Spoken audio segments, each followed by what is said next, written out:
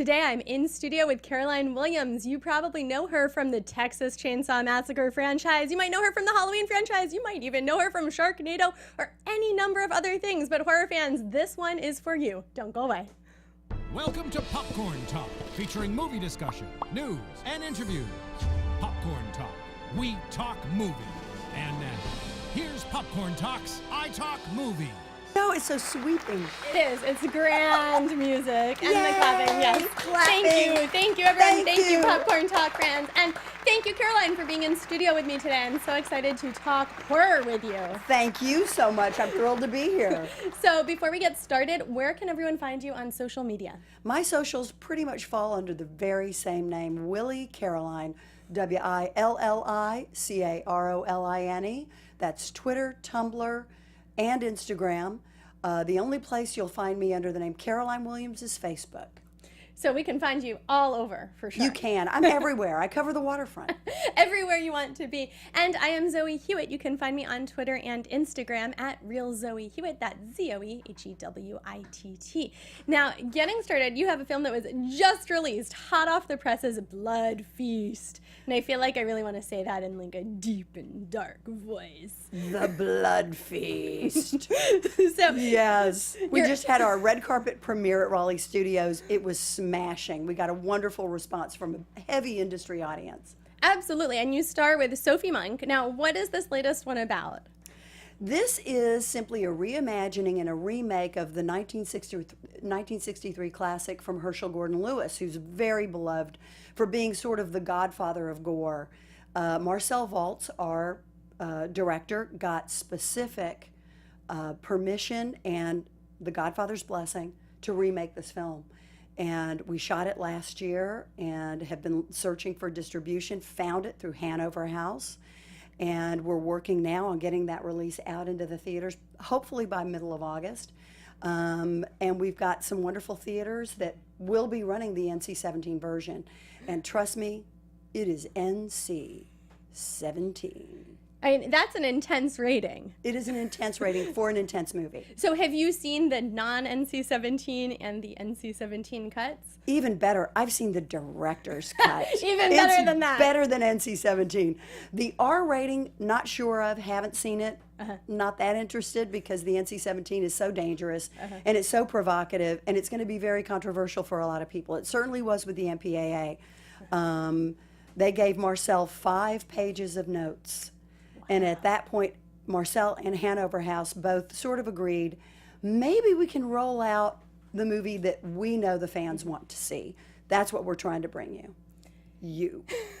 And when you get these horror movie scripts, do you flip to the end to see if your character makes it? Do you ever have that desire to see without going in order? Never. I love to start at the very beginning and see how the scares and the plot and the characters thicken, so to speak, as the movie progresses. And one of the things that was great about Blood Feast, since it was such a limited, small, short film, essentially, and it was very primitive in its special effects, lots of tomato sauce and ketchup and things like that. As I read through the story, it had been so dramatically fleshed out with these incredible characters. My character, Louise Ramses, didn't even appear in the original.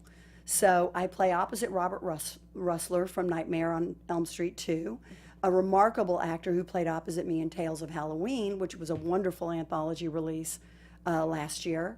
And it provides a wonderful backdrop along the cities and streets of Europe. It's a very European-American co-production.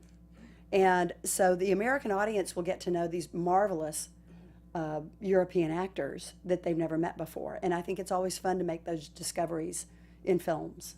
Absolutely. And it seems like the world of horror is a little bit small. Like, I feel like you see actors in one horror movie a lot of times, like you say, reprise their roles or come back and do something else because fans are so passionate in this genre. Do you find that horror fans are more passionate than other genres?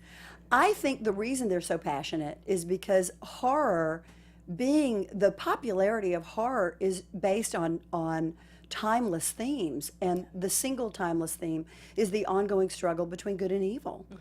The good and the evil existing within human beings and the way it's lived out in life itself. And Westerns used to be that conduit. Tobe Hooper has always been fond of saying horror is simply a continuation of the Western genre, and it is.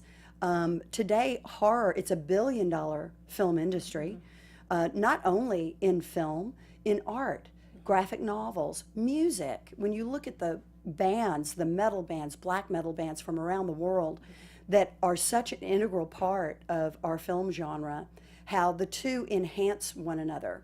And the embrace between the two is growing bigger and more definitive every year. That's the key to the entire thing. I find a lot of the metal audience love me as an actress because they are so devoted to the films that I've been in. And that's interesting. I never thought of it when you say that Westerns are so similar to horror, that's sort of the next extension. Mm-hmm. And that is, you're right, it's sort of the good and evil that continues to play out. That's a really interesting viewpoint that I hadn't considered before. And do you see a difference between the sort of more gory genre and horror? Is there a distinction between those two? I think Sam Peckinpah definitively and for all time married the two with Straw Dogs and with his very, very bloody Western, The Wild Bunch. And from then, I think that crossover, it never changed. It simply carried over, even into The Exorcist, The Omen. The gore and the blood was probably dramatically enhanced by Rob Zombie. Mm-hmm. And his Halloween series of films, House of a Thousand Corpses, Devil's Rejects, which is classically a Western. When you watch The Devil's Rejects, try to keep in your mind that you're watching a contemporary Western. Mm-hmm. It tracks beautifully.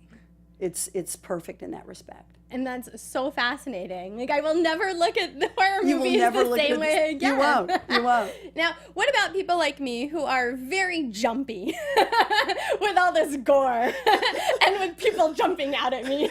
You go like this. I do that a lot. Confession. Even I watch the movies through my hands like this. There were moments in Blood Feast mm-hmm.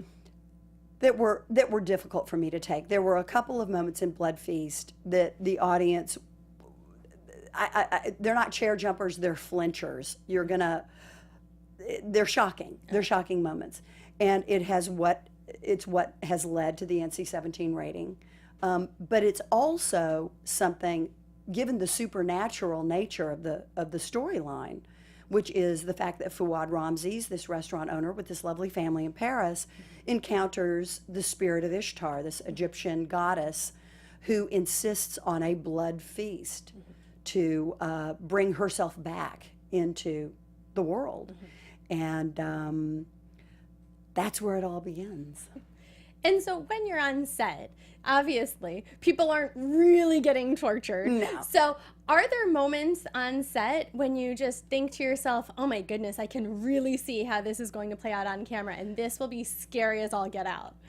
It isn't the moments that are already scripted and rehearsed, where you know the special effects makeup is going to be applied and blood will be used and squibs will go off and things like that. It's not those moments. It's the characterization moments. And there were a couple of moments between Robert Rusler and myself.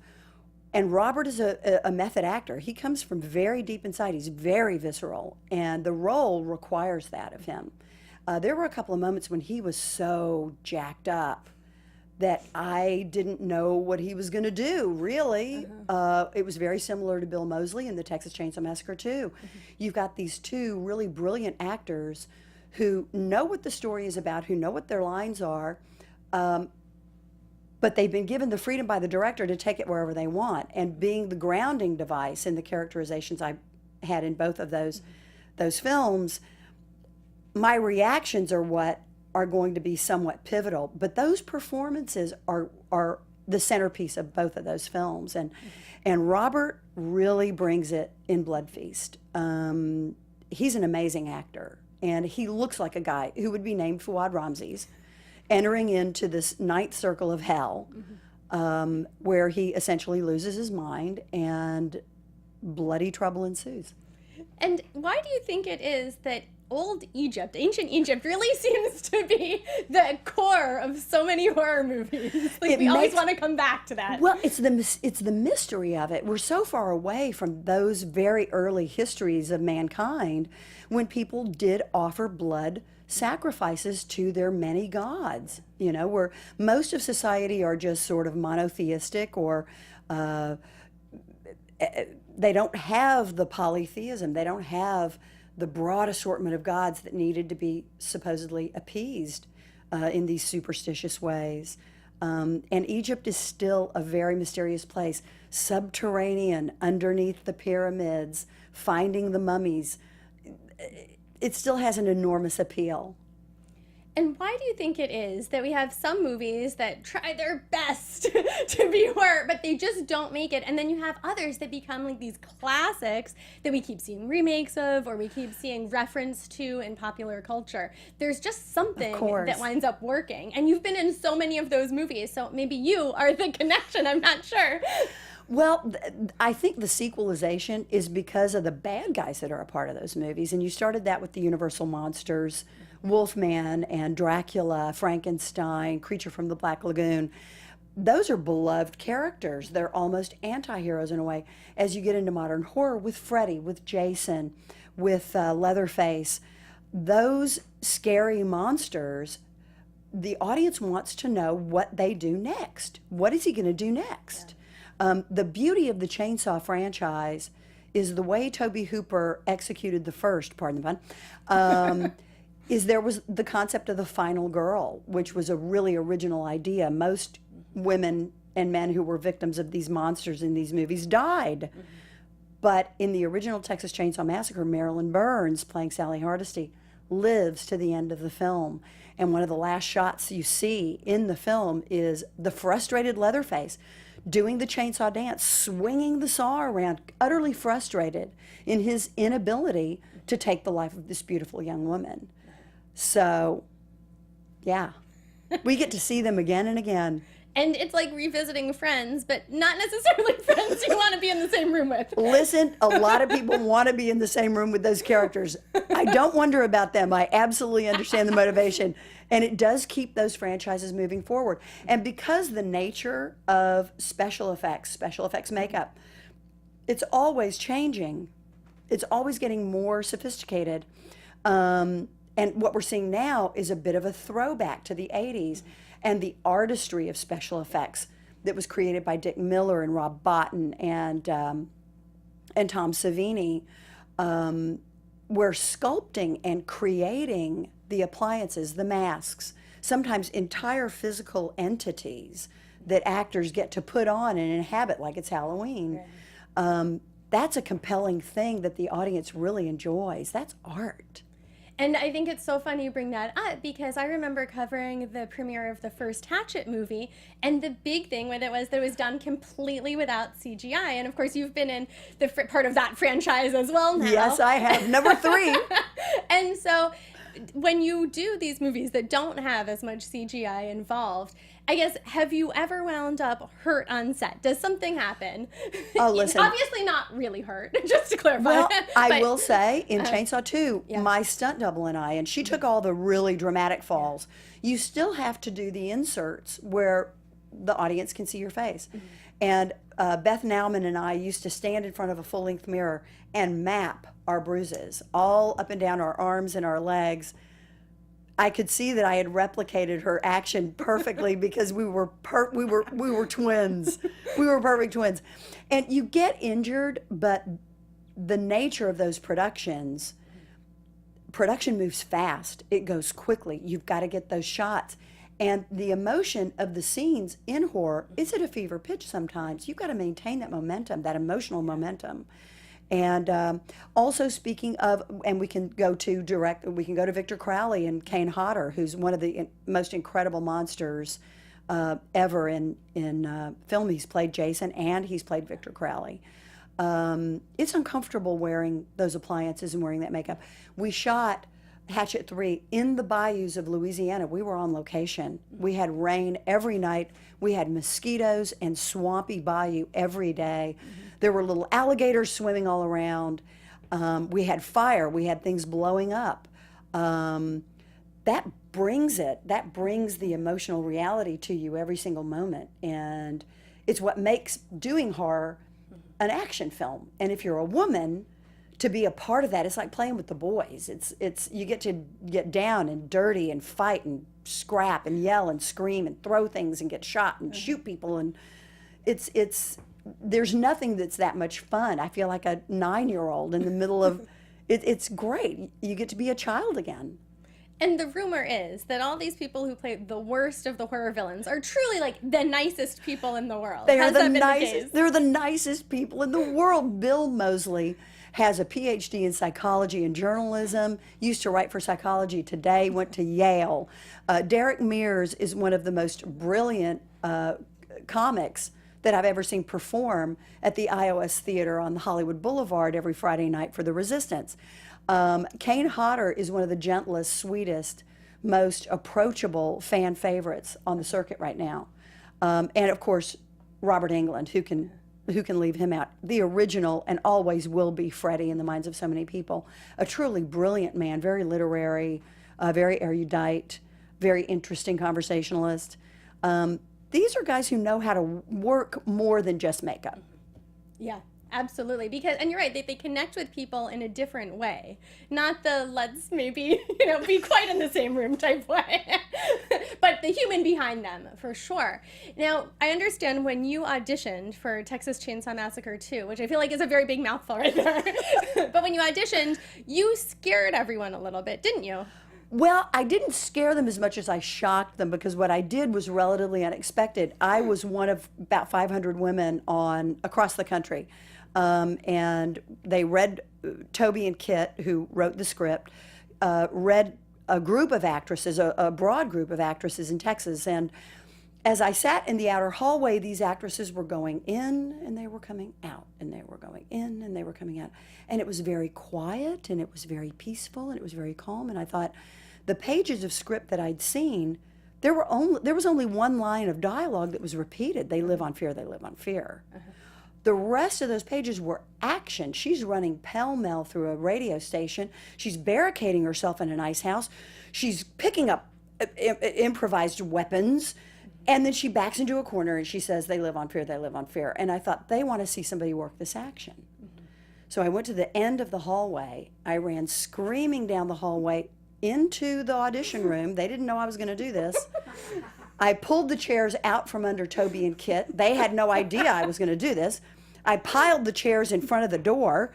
I found a coat hanger, which was going to be Bill Moseley's weapon, and I backed into the corner saying, they live on fear, they live on fear. And because Toby and Kit had nowhere to go, and they had no place to sit, they sort of followed me over to that corner, and they stood right in front of me. And then they looked at each other. And I thought, I did good here. I think I did good on this one. I mean, that takes a lot of courage to do that as well, especially when you see everyone else coming out quietly, to think like, I'm doing this my way, I'm taking control. Well, I had nothing to lose. And I like to think of being an actress as never having anything to lose. I believe if I concentrate too much on making a fool of myself, getting the lines wrong, what will people think? It's just that's not the attitude that you bring to horror. And even though I've done more sedate television things, I still like making choices that people don't necessarily see coming. So that's what I like about the horror genre is you get to whip that stuff out, and directors love it. They love it. I mean, it sounds like it's not even a true story. It's so amazingly wonderful. I know. It's such a great story. So how did you get started, and how did your family react when you said, hey guys, guess what? I'm in this horror movie. I didn't tell my mother right away, in part because of the ice bucket scene. I fall backwards into an ice bucket as Leatherface advances on me with his very large, powerful saw, and he very seductively slides that saw up the inside of my thigh to the place he wants to be, and that was not something that I thought my mother would approve of, but I had my clothes on, so but it's a seduction scene, and Stretch plays along, and it turns into a big flirtation. It's also, it was one of the more controversial scenes in the film because feminists went crazy, and people went crazy. You know, what do you think you're doing? You're being raped with a chainsaw. It's one of the reasons the movie wasn't released in Europe until 2010. It was considered pornography. Wow, until Yes, 2010 until even. 2010, it was not for sale on the European continent. So I took it in a completely different light. I thought it was one of the most, it was an ultimate feminist moment. It predated Sharon Stone, and she didn't even have a weapon between, well, maybe she did. But I felt like she took what could have been an inevitability, she gauged the situation perfectly, and she played it out in a way that ensured her survival. And it looked hopefully entirely improvisational. So I found it to be one of the more powerful take charge proto-feminist moments in the film. So of course I didn't agree with anybody, and yeah. And what about then the next movie and the next and the next, when you just continued in the horror genre? Did your mom come around? You know, she is not a horror fan. The Exorcist and The Omen that's about her speed. And those are scary. They're scary, but I do have to say my nephews and my cousins and everyone else in my family is delighted. They love seeing me in every single thing that I do, no matter what it is. They even watched Murder, She Wrote, which didn't have any of these incredible moments. I just got to keep my wardrobe, which was nice. But, and my son. I have a son who's soon to be 22, and he's probably my biggest fan. But he's also a Victor Crowley fan, and he's also a Monster Guy fan. So it feels good now. I do have fans in my family. They're there. Well, I imagine too, especially for your son, growing up in this world, it's very different than just sort of being thrown into it. He embraced it very early on. By the time he was about 8 I didn't let the content into our house until he was probably 9 or 10 years old. And my younger son's close to 3 years younger. My younger son, not into it. But my older son, once he experienced horror, it really spoke to him, and he really enjoys it. It's so funny because I just imagine, you know, how kids go to school and kids, like, my mom's friends with Leatherface. My mom, oh, he will tell his friends, my mom is Caroline Williams. Google her. You'll see. So it's lovely. Yeah. It's delightful. I imagine so. That sounds fun. I picture like these little 3-year-olds running around like, know. Leatherface. Too early. Although, listen, many of the fans, Chainsaw 2 was 1986. Many fans are family fans. This is introductory horror now. This is not considered to be too dangerous or too bloody or too creepy for a lot of families. So that's been a bit of a surprise over the convention circuit the last 10 years. That's been unusual to see. I didn't expect that. How things shift, right? What's sort of like appropriate in one era, I guess, and then as it changes, and like you say, even like the chainsaw up her thigh, and, you know. Well, I mean, the chainsaw is prevalent now. I mean, the Sharknado series features chainsaws very prominently. I mean, the chainsaw is sort of the instrument of choice. It's the death instrument of choice. Because everyone needs a death instrument. All you need is that sound. All you need is that boop, boop, boop. There it is. That's it. It strikes fear into everyone's heart. Exactly. Immediately. Now, one of your big goals, too, along these horror genres, is that there are lots of male, like the Leatherface and Freddy and Jason, but we don't have women in that same role. And one of your goals, right, is to do a film where there's a woman in the lead. You. There's a pretty incredible script out there that I have embraced completely called Beachcomber. Written by Michael Saint Germain, who has been in rock and roll, who has been a hairstylist, who is now writing and hopefully going to be producing Beachcomber, which would feature essentially a female Freddy. And we've already done a little of the pre-work in a way by having I did an amazing photo shoot with Jeremy Saffer, who is probably the premier photographer for metal rock and roll in the world, as far as I'm concerned. I don't see anybody else's photos running as consistently or as dramatically in Outburn, Revolver, Kerrang, publications like that. I did a photo shoot with him back in February, which is quite a risk for me because it changes my image a lot. But it has, he is the creator essentially of a brand called Corpse Paint, where beautiful women have corpse paint makeup applied all over their bodies, and these are naked bodies. And they're astonishing works of art. Some of these women create and execute and curate their own corpse paint looks. And I was not confident doing that, so I got two of the top face-off makeup artists, Greg Leitner and Gage Munster, to create two separate corpse paint looks for me and for Jeremy to shoot. And hopefully those will be the foundations of this character in Beachcomber. It was a pretty dramatic shoot. We had some fun with stretch. We had some fun with an 8-foot chainsaw. You will see more of me than you've ever seen before, because in the 80s, when all of my peers were getting naked in horror films, I was not getting naked. I mean, I had the chainsaw going up my leg, but I was never naked. And I thought to myself, in this sort of new incarnation of my career, changing up a lot of things, I thought, I want to be able to play characters that people don't think I can play. And instead of being the mom, which is lovely, she's lovely, Mom is lovely, we love Mom, I like corpse paint. I like taking stretch and stripping her down and putting the saw and the blood and the boots, and that's kind of it, a big smile and a lot of attitude. And Jeremy Saffer made that happen. He's really extraordinary. If you have a chance to go online and Google his work, you won't see me yet, but you will see what he does for a living, and it's pretty remarkable. But soon. And you spent about 10 hours doing this shoot, is that right? It was a 10-hour shoot. We started out with stretch and, boots and T-shirt and shorts and saw, and that was fun. And then Jeremy said, you know what, let's reveal a little more of stretch. And I said, since we're going to be taking it off, let's take it off. So we took it off. They're fun photos. They're playful.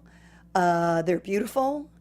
The thing about Jeremy is he manages to find a whole prism of moods and colors and ideas and attitudes within any given setup. And he sets up 6 or 7 different lighting setups per look and per character.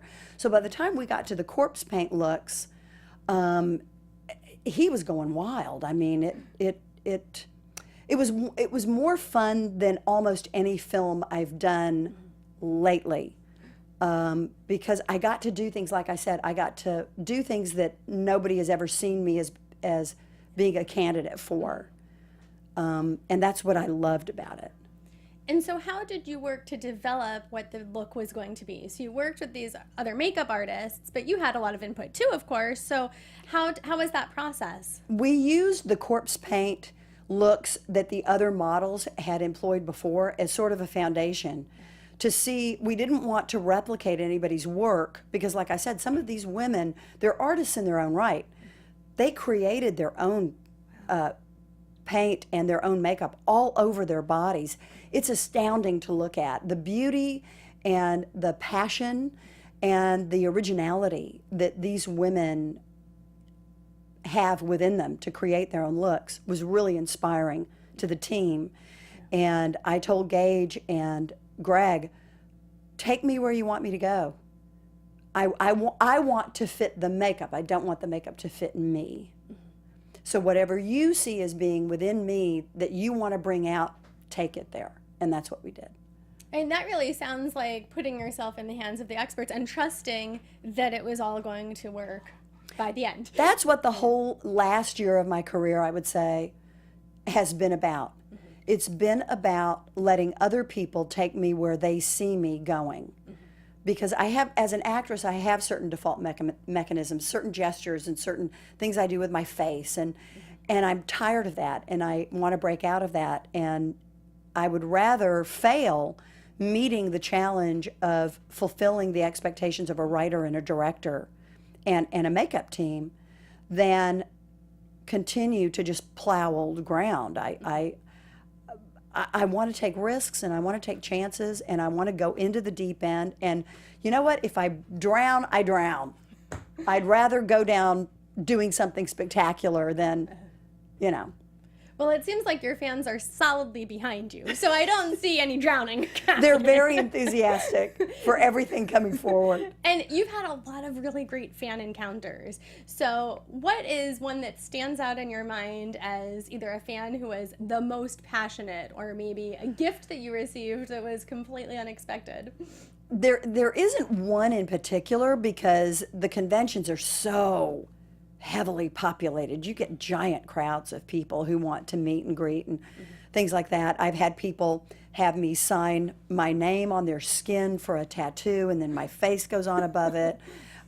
People constantly give love offerings of books and photos and artistic renderings of characters I've played, articles of clothing, music. It's all over the map. Books, graphic novels. There's a young writer in Chicago that's putting together a graphic novel for Stretch. There's never really one. I guess one of the biggest that stands out is a guy who I went to pose for a photo with him, and I came out from behind my table, and I'm next to him, and he literally swept me off my feet, and he put a kiss on me. It was the kiss of death. He was not letting go. I don't know how he achieved that level of suction, but he did. And it was like having a giant eel or something attached to my face. It was, yeah, security moved in.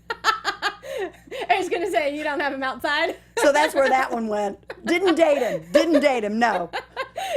People feel a lot like they can own you. I mean, that's pretty intense. I can't imagine walking up to a stranger and kiss it and laying on them like an eel. They feel they know you, Right. and especially when you've had a long career like mine, and they've been seeing me and watching me over these last 30 years. And on Facebook, social media, you do achieve often personal relationships with these people. I would never have done Contracted for Eric Englund or Greenlight for Eric Englund and Graham Denman, which I did this year, had they not discovered me on Facebook. That's how they contacted me. Blood Feast, Marcel Waltz found me on Facebook. Wow, very interesting. It's a mini employment agency on social media. Which is amazing that even at your level, that's still how people are finding you. Of course. I think it's because filmmakers, when they're writing a film, they already have the idea in their minds of who it is they want to play the roles. They've already got things cast in the movie in their mind. And it's as easy as sending out a direct message. It's as easy as posting on Facebook. I posted something on Facebook not long ago that the Elizabeth Bathory story, which is the foundation for a lot of the vampire stories, nobody's really done one. There are scripts out there, but nobody's done one. I said the same thing about Vampira. Vampira is this compelling icon from the 50s, and she still has an extraordinary fan base, even though she's been dead a long time. There hasn't been a definitive story about her, and her life was extremely dramatic and unusual. And the contribution that she brought to horror was so definitive and so distinctive. To have a movie about her life would truly be extraordinary. I just kind of threw it out there. It'd be great to see scripts about this. People are responding. People are writing. So we feed and fuel one another's fantasies. Yeah. That way. Absolutely. I think that's that is a nice intersection also, when people aren't, It's like a feeling family. We feel like a family. Yeah. When you go to conventions, you see what the universe of horror has become. It's really impressive. You go to a lot of conventions, there are rock shows, there are all these rock bands, and like I said, there are photographs, jewelry, music, paintings, sculptures, costumes, novels. It's a world unto itself, but that world has exploded. And like I said, it's now all over your television set when you tune into network television. Yeah. And you are also all over our television set because we've seen you. I like that segue because we've seen you in Grey's Anatomy, lots of other TV shows as well. And so when you make that transition, do you get more people on set saying, I love the horror movies? Or do they not come at it? Do they come at it, okay, we're focused on Grey's or we're focused on whatever project it is? You know, what I find is once people found me in the 80s, they have stayed with me. When they see that I'm on something, it will pop up on social media. Oh, Caroline, there you are in Days of Thunder. Oh, Caroline, there you are in The Grinch. Murder, She Wrote. Right. The Grinch. Yeah. They're targeted. They're specific. They're looking for me. Right. And it's really flattering because the television stuff, like I said, it's enormously fun. I loved my time on Grey's Anatomy. I got to play opposite an extraordinary actor, Michael O'Neill, who's an actor's actor, and to work with Angela Lansbury and have her bring my cocktail dress made by Oleg Cassini in the 60s, wrapped in paper in a beautiful box with a bow saying, Mr. Shaw and I thought you looked so beautiful in this scene. We'd love for you to have your gown. Yeah. That's amazing. What a beautiful compliment. Oh. Yeah. And I did that show twice. Did she give you a second dress? My raincoat. Nice. Yeah. And so have you walked off the set with things that you're allowed or not allowed to take just from some of the movies you've done? Just like, oh, I really want this, say, Chainsaw. I was given my wardrobe from Chainsaw 2. It was given to me. And I took for granted that I would wear some of the things and not the other things. I have one T-shirt from the shoot. Everything else has just is gone. So, and if I had known. I know, that's what I think. I feel like it belongs in a museum. Exactly. Now, Bill Moseley kept his entire costume boxed in its entirety with the props.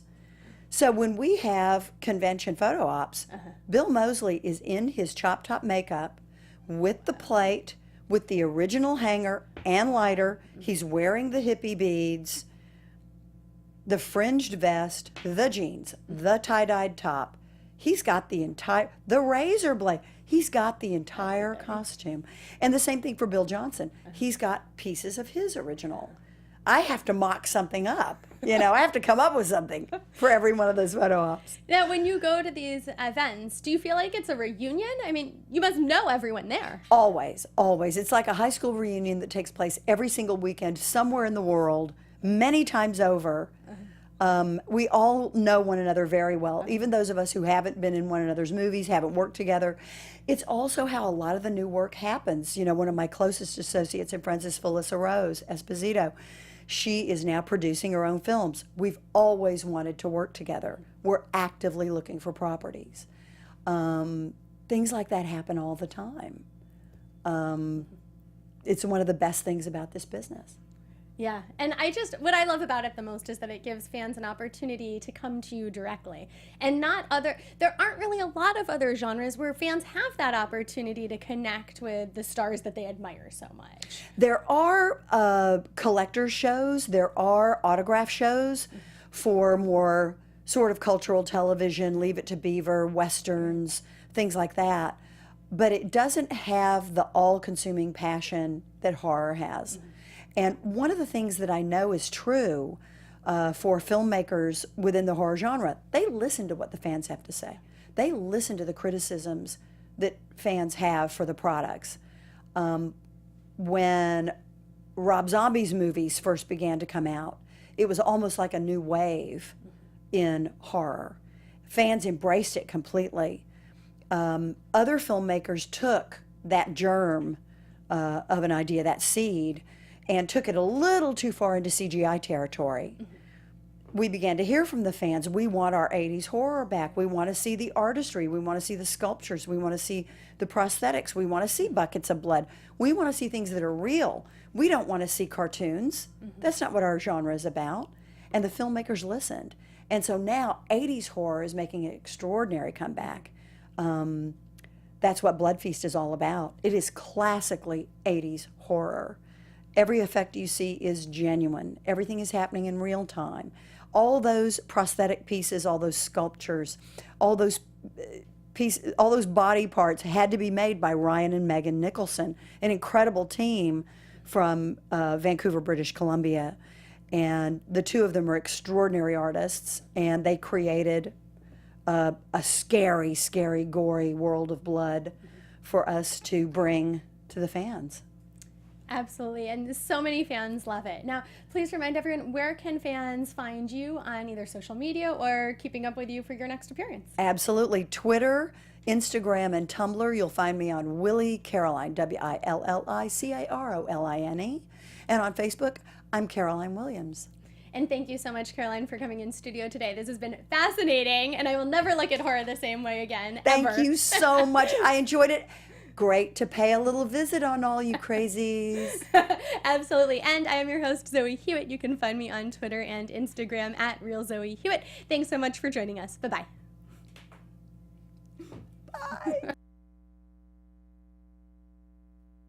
From producers Maria Menounos, Kevin Undergaro, Phil Svitek, and the entire Popcorn Talk Network, we would like to thank you for tuning in. For questions or comments, be sure to visit popcorntalk.com. I'm Sir Richard Wentworth, and this has been a presentation of the Popcorn Talk Network.